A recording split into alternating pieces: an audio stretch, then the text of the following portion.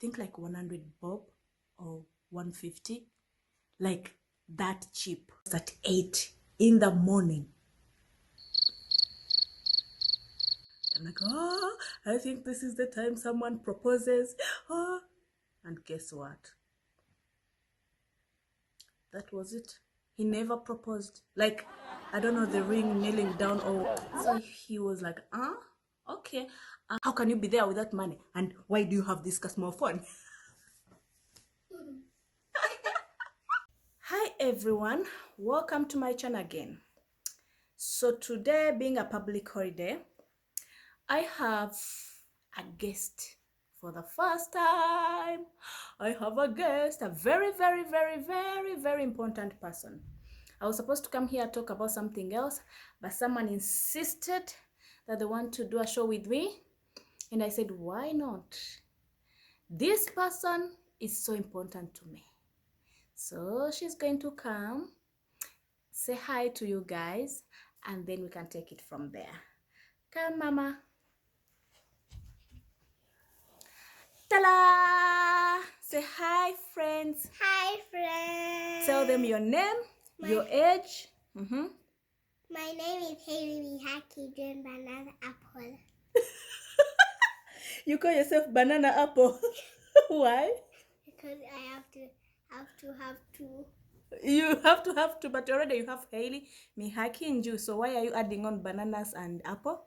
Because they're also my friends. They're my fruits. And?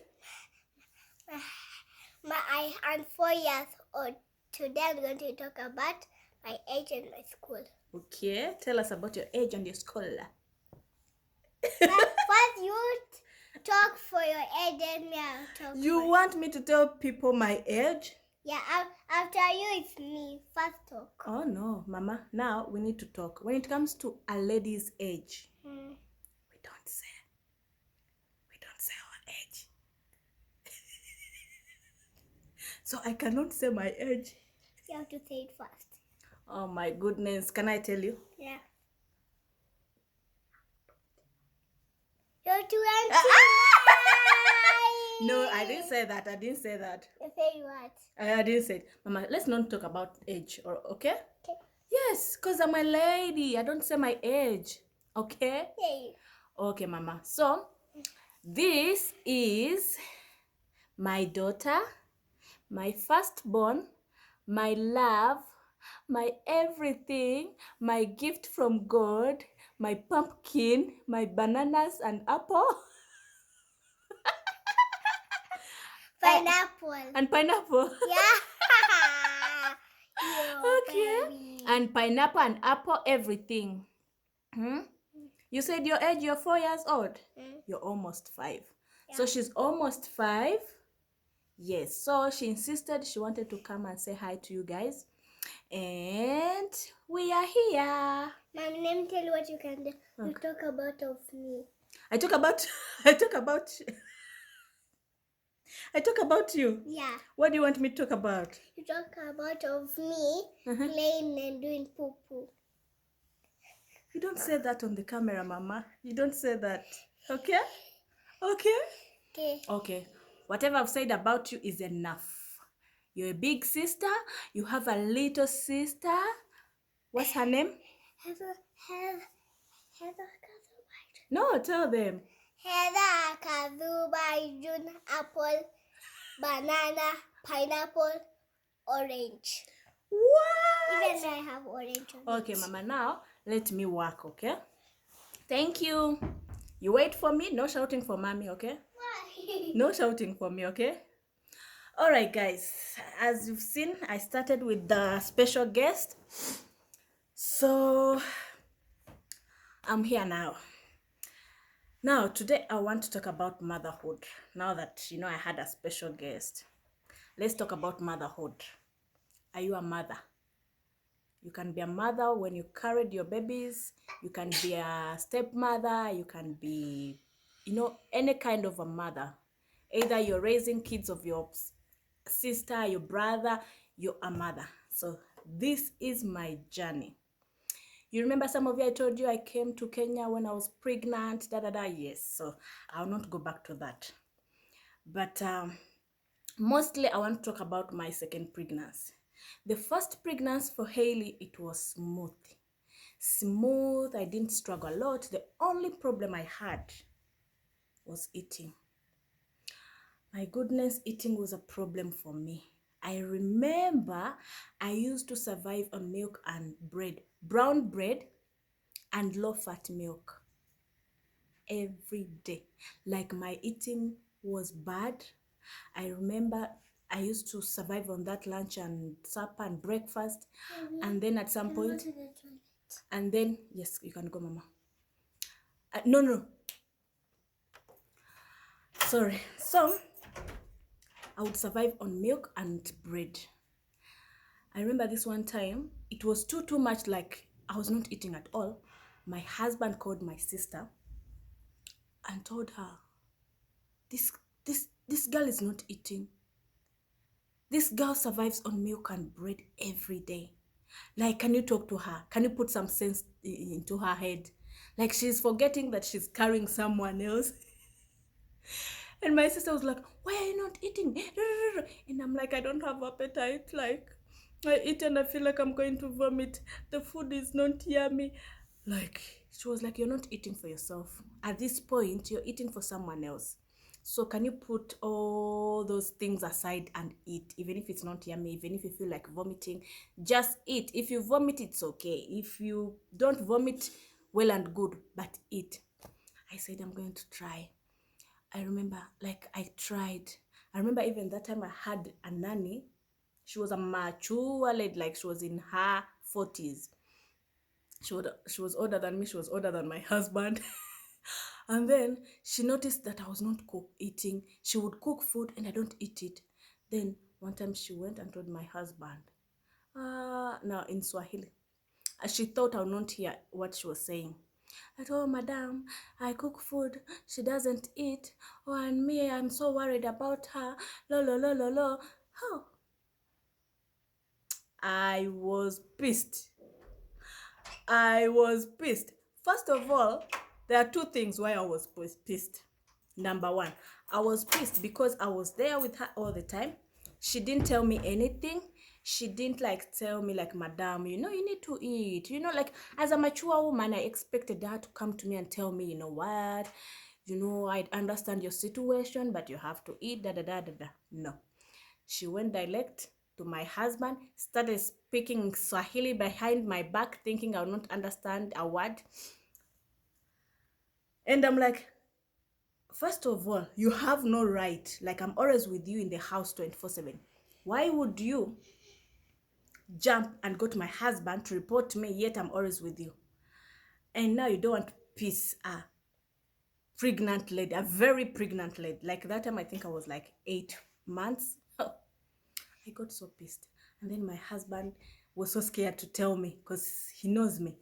He was, after they talked, I was like, what is she saying? Like, I'll tell you. And I'm like, no, just tell me now. What is she saying?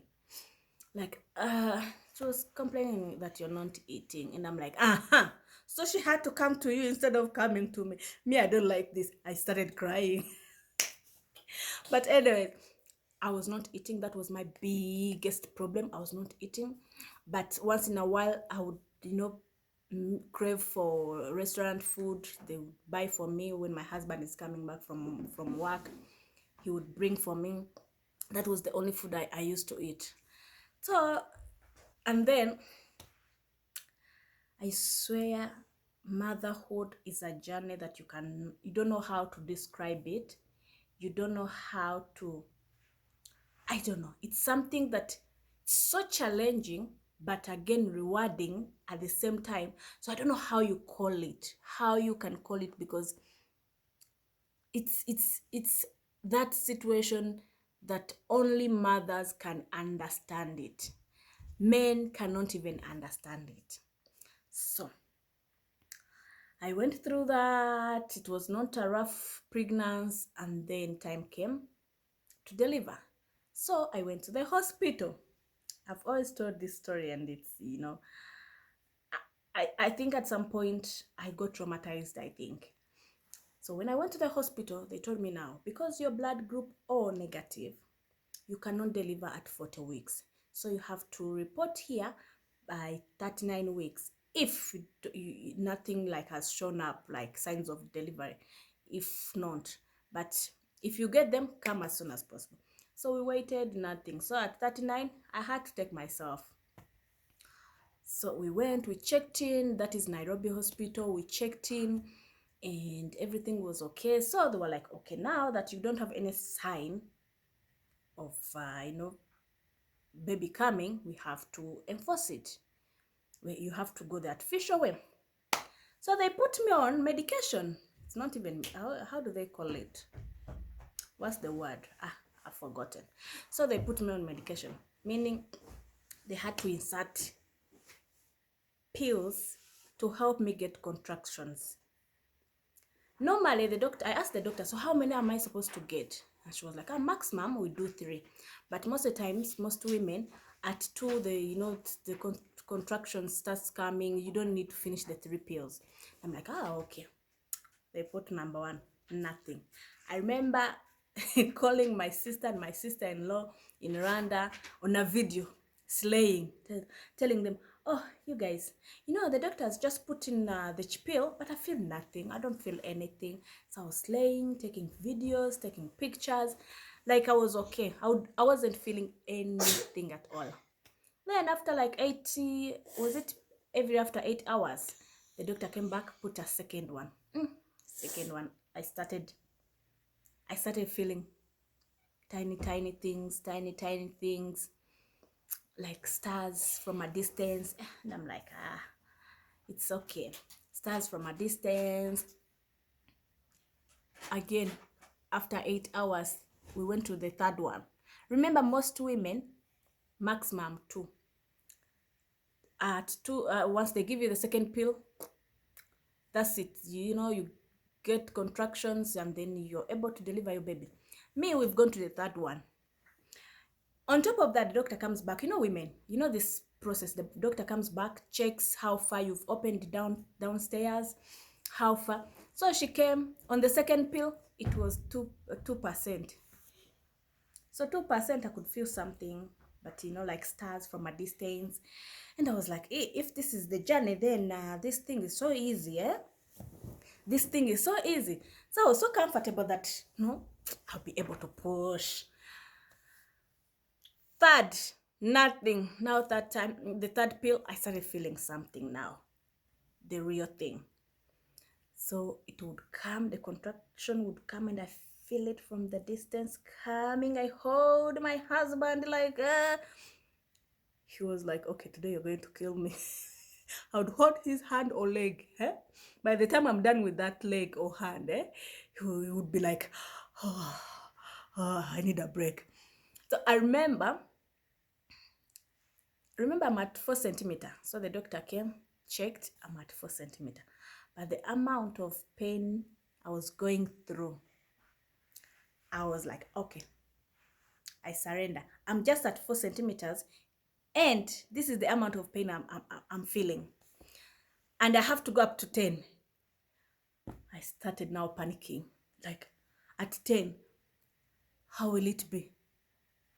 So I stayed at 4 centimeters for 1 day and a half. 4 centimeters, actually, for 2 days. Then the doctor was like, no, this thing is not working out for you. They put me on a drip. I don't know how it's called. I don't remember. You feel the medicine moving into your body. And that thing is painful. Moving into your body. Still at 4 centimeters. Now the doctor was like, now, you know what? This thing is not working out for you at all. We need to talk about plan B. But in between, I was feeling a lot of pain. A lot of pain. So now this was the worst experience ever. I remember the doctor coming and say, okay, in the meantime, as we wait to see if there's any change, there's something I want to try. And I'm like, oh, okay. Like, okay, I need to go in and try to expand your bones and see if, it can help. And I'm like, okay, because I didn't know what to expect. Remember, it's my first baby. I don't know what to expect. Like, okay, you go in. So she went in. When I say went going in, I mean like she put her hand, like all her 5 fingers, in, inside, that is downstairs, and she reached there, started doing this, expanding, like pushing away my bones. I remember crying, tears down, crying, tears down. Normally they say, oh, you know, with that pain you go through as a mother, you cannot cry tears down, like tears will never come.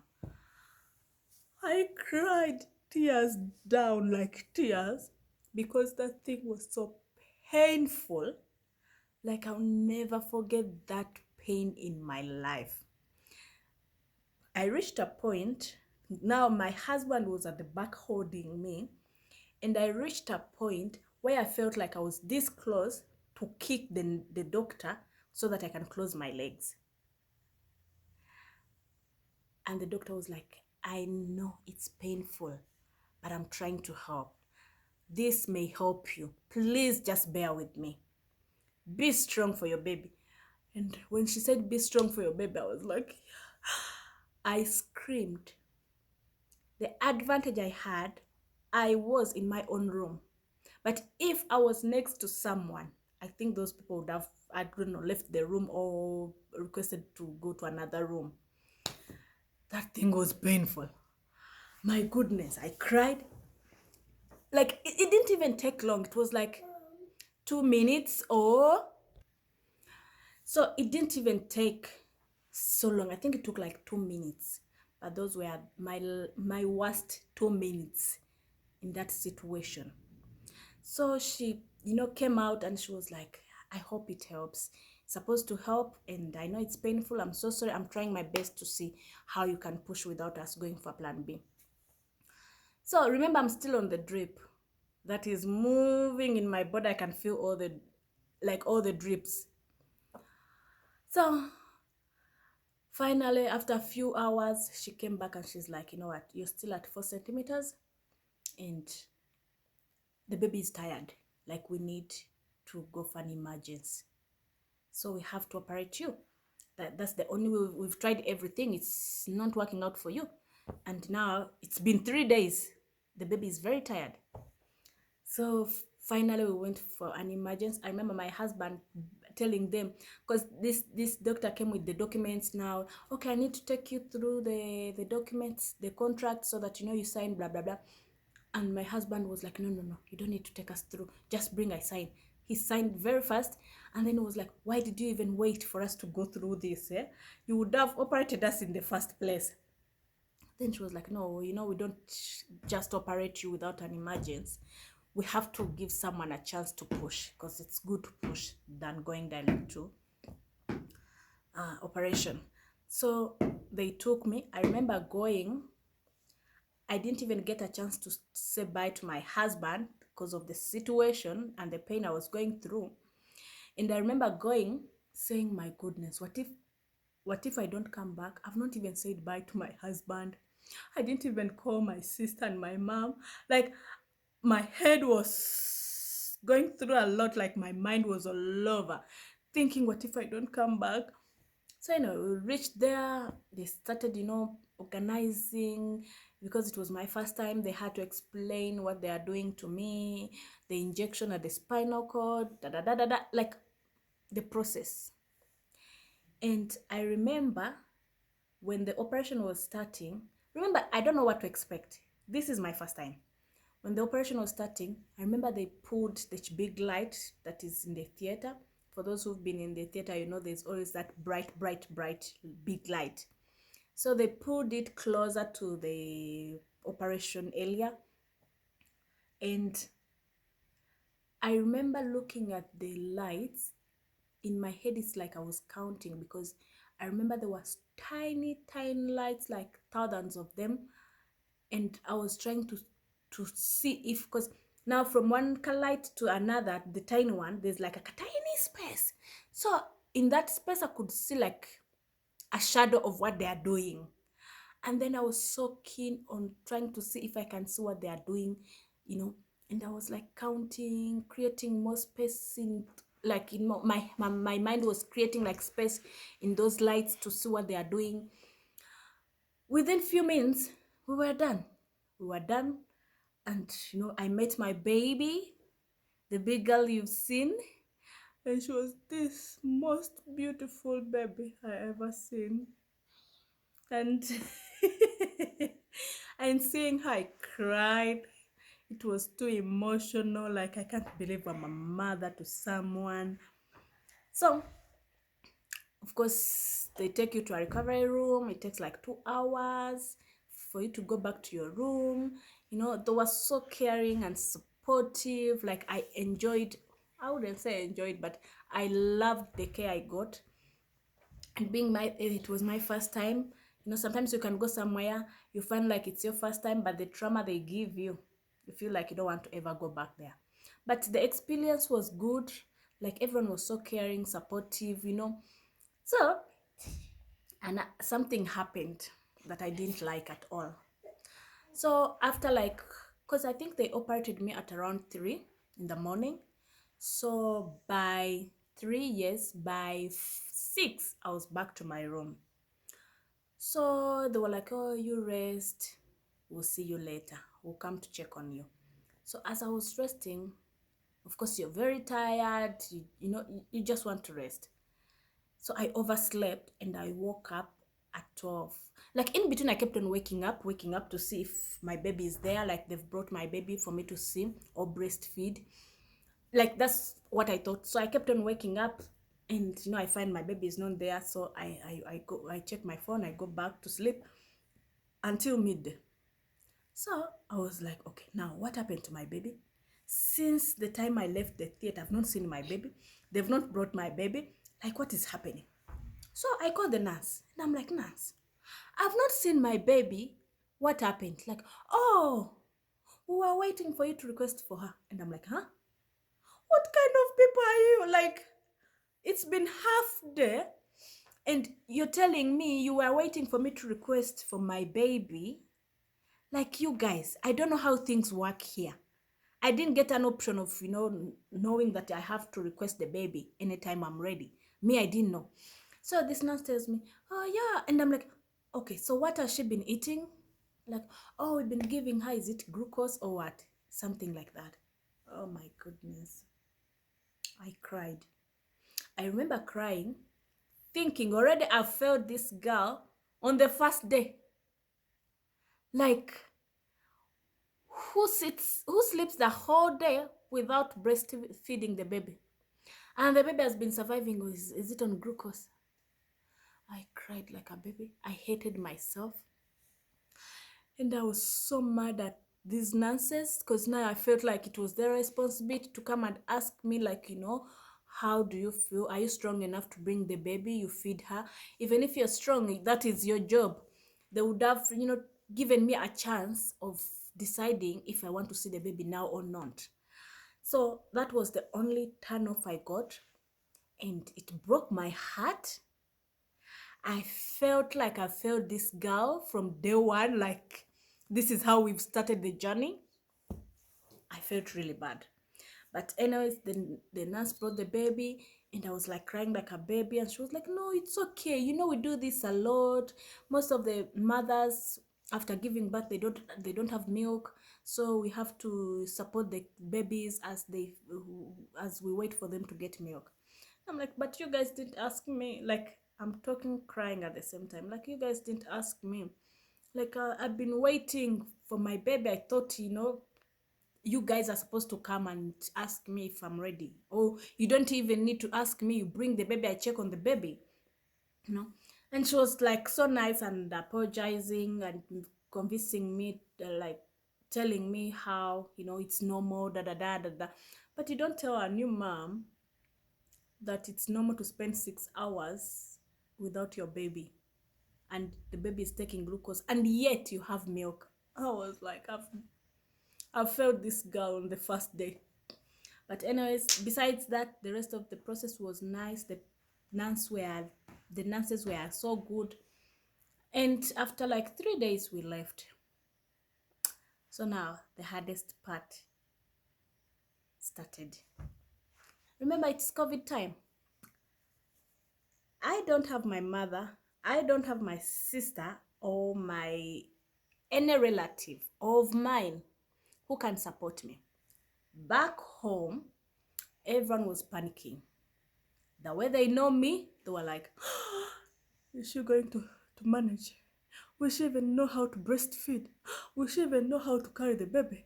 Will she? Like everyone was like wondering how I'm holding up. I remember my sister, she used to call me almost every day, telling me things. You know how to hold the baby. So you don't hold, like on video every day.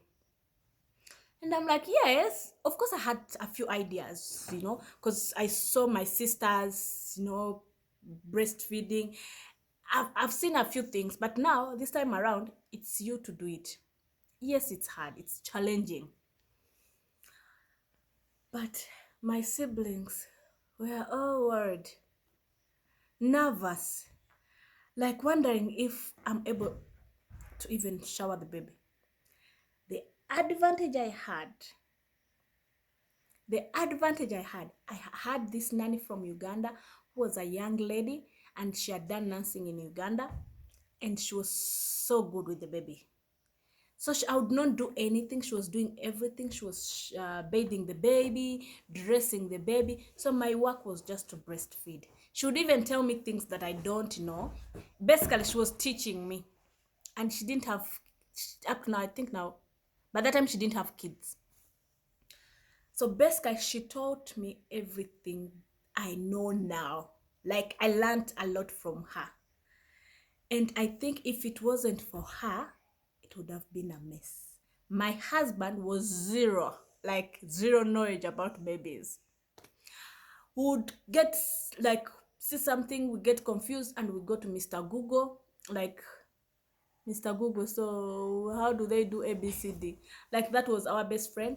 And then I had a doctor's number. I would call that lady almost every day. Now I see the baby is hiccuping. Oh, now I see the baby is looking like this.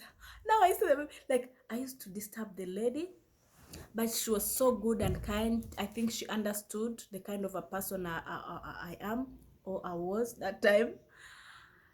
But I think generally,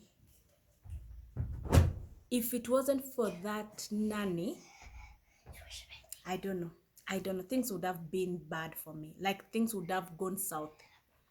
But she was so good. She knew things, and she helped me a lot. I learned a lot from her. And, like, for my firstborn, that's how it wasn't so challenging. So challenging. It wasn't until my secondborn. She's turning 3 months next week. Actually, this week. Yes, this week. She's turning 3 months. But now for her, I'm telling you, the experience of my secondborn made me feel like, I'm done. Yes, of course, we are done with babies, but I kept on telling my husband, if you wanted more kids, no, I would have packed my things and go back home, because now, no, I didn't sign up to this suffering. No, it was too much. So for my baby, for my secondborn, we've been trying for the baby, for the secondborn, for the last 2 years. Things were not working out. We struggled. I went on medication. They were like, everything looks okay. You just need, your hormones are upside down. We need to balance them. We need to make sure they are online, so that, you maybe it's the reason why you're not getting pregnant. So it started this, like, stressing me, and I told my husband, now, this is the thing. I don't want to stress myself. The first baby, we didn't struggle at all. And the doctor is saying there's no problem with me. So can we not stress ourselves with this journey? If it happens, we thank God. If it doesn't, let's be prepared and appreciate that we already have a kid. My husband was like, but now, she'll be so lonely. She needs a sister or a brother. It was so easy for him to say because, of course, when something is not on you, it's always easy to say, oh, you can do it. Oh, it's okay. Oh, until you're in that person's shoe. So my husband was like, no, we need to try, ask the doctor maybe to put you on medication. Da, da, da, da, da. And the doctor put me on medication to boost my immunity.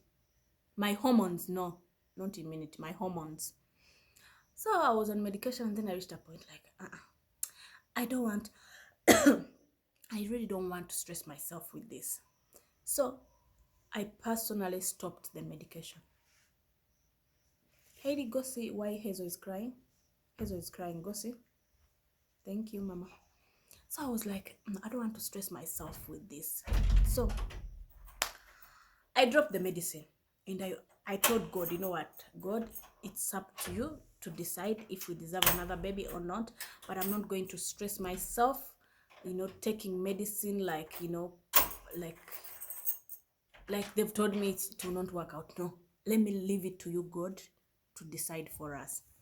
So I stopped the medication, and funny enough, after like 2 months stopping medication, I found I was pregnant. Now, finding that I was pregnant was the best thing. But the moment I confirmed, the journey started officially. That same day, I started feeling cramps in my legs, like heavy cramps. And then I would feel like I want to eat food. If I want to eat that minute, Mommy, yes. Heather wants to eat. Okay, I'm almost. Daddy told me you come. Okay, I'm coming. You tell Dad I'm coming. Okay, tell Dad I'm coming. So I started feeling cramps. The cramps were so strong. I would want to eat. No, Mama. I would want to eat, and then if I take 2 minutes without eating, like for example, like I want to eat now, and I spend more 2 minutes without eating, oh, I would feel like my life is ending. With my second pregnancy, I suffered. I was fainting a lot, and I was eating a lot, like a lot. Like everything was opposite of the first pregnancy. It was the opposite. I remember saying, okay, I really wanted to get pregnant, but now I'm not so sure if I'm still convinced that, this is what I wanted. The hassle, the problems were so many. Like, not like health problems, okay, apart from the fainting, the dizziness, not even fainting, the dizziness, it was a lot. It used to torture me. And then I reached a point where I was working like I don't care. Like I don't care. So you see, I told you I love lipstick so much. I reached a point where I could not apply lipstick. Like I could see lipstick and I feel like I want to beat everyone around me. Like I was so moody. I was like, I just hated myself. I remember feeling like I'm getting depressed. And then I was so scared that, because generally in the past I used to have anxiety. So I used to think the anxiety is going to come back. Like I felt like my life was ending. Like the pregnancy tortured me. I would not sleep. I would get a camera, try to take a picture, and I hate myself. Like there was nothing good about the pregnancy. I didn't enjoy it at all. At all. I would just sit down and count days. Now it's just week 10, week 12, week. I was just counting.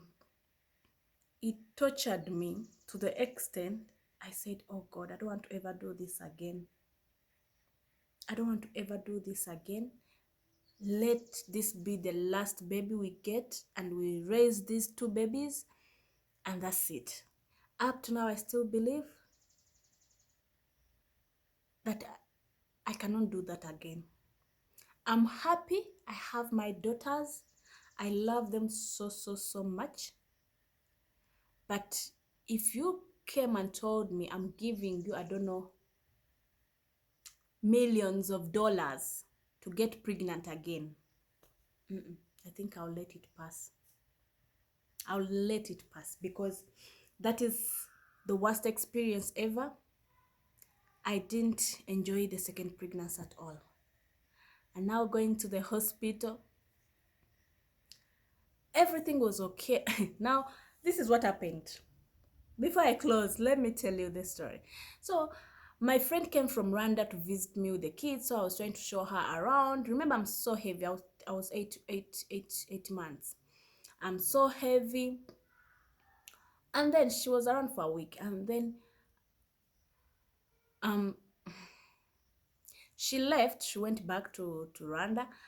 After, like, she went on a Monday. Then from Tuesday, I felt like my baby was not kicking so strong.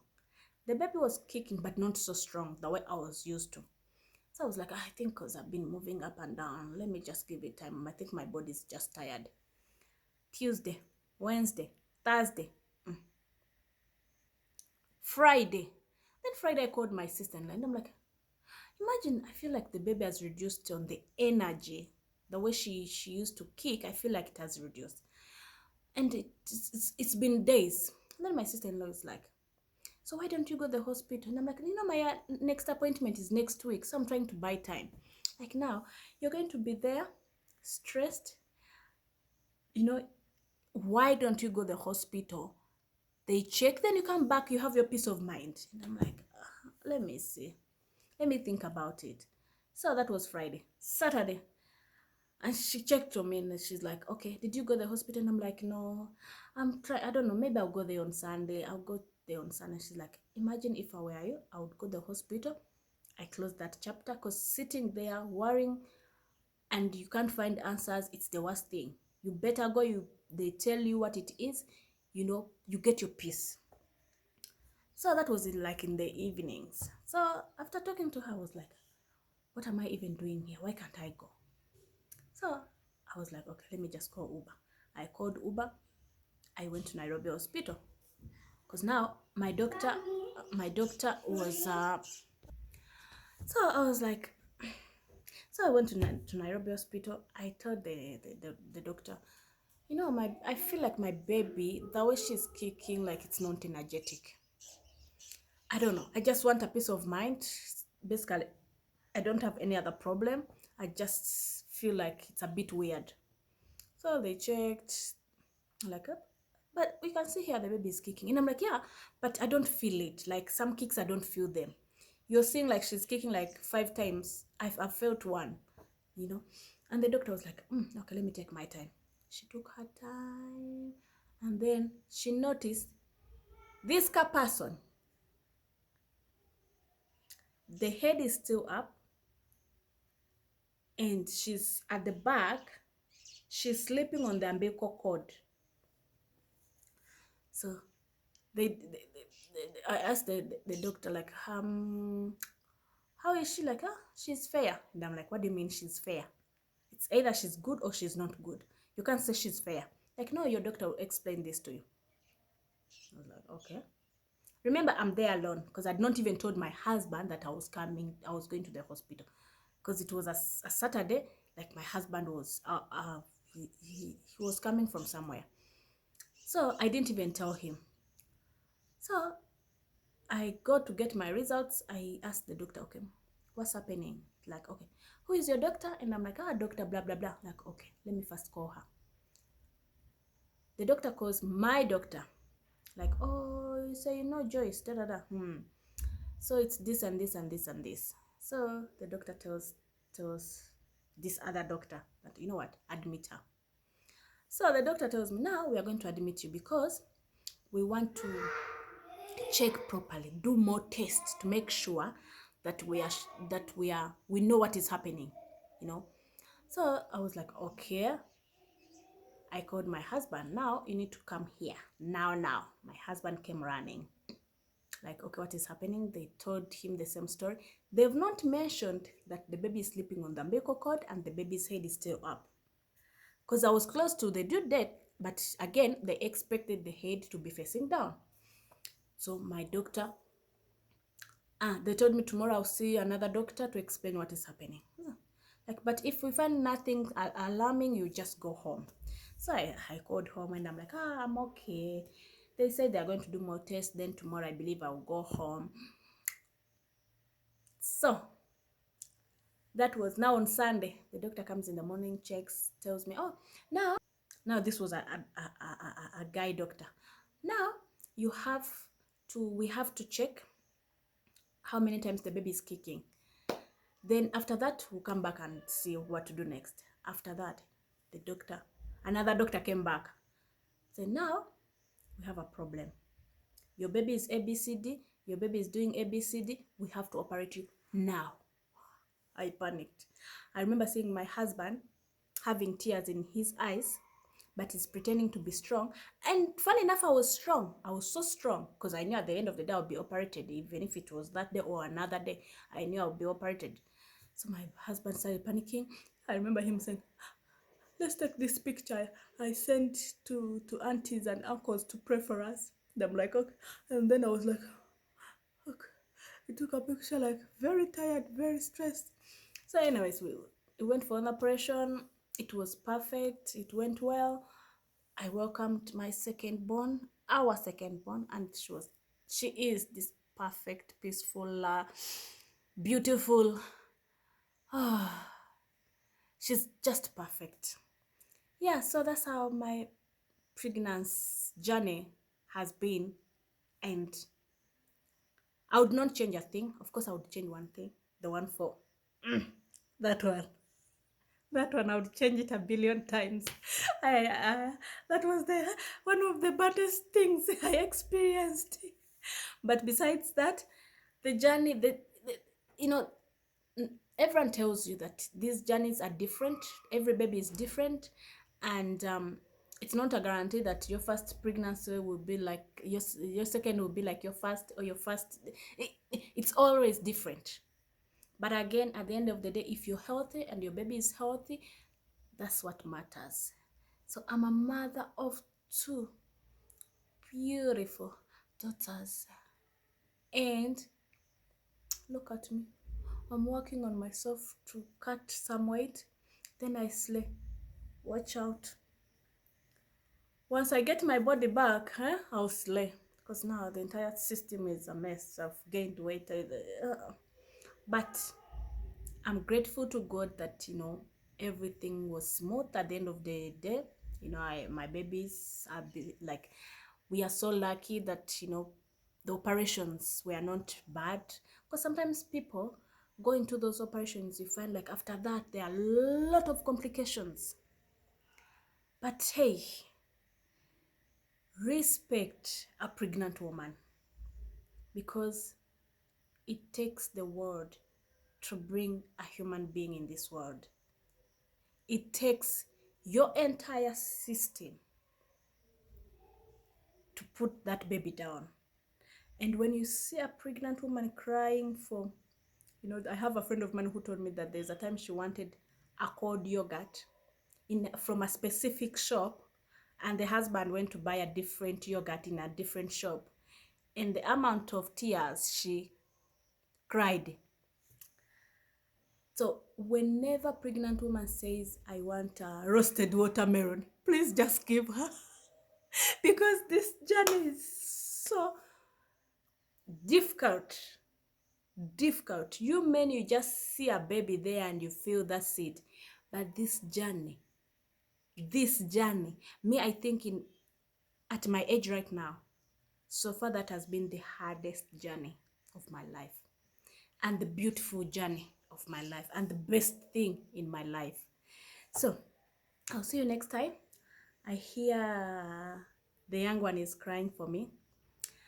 Let me go breastfeed. I'll see you next time. Bye-bye.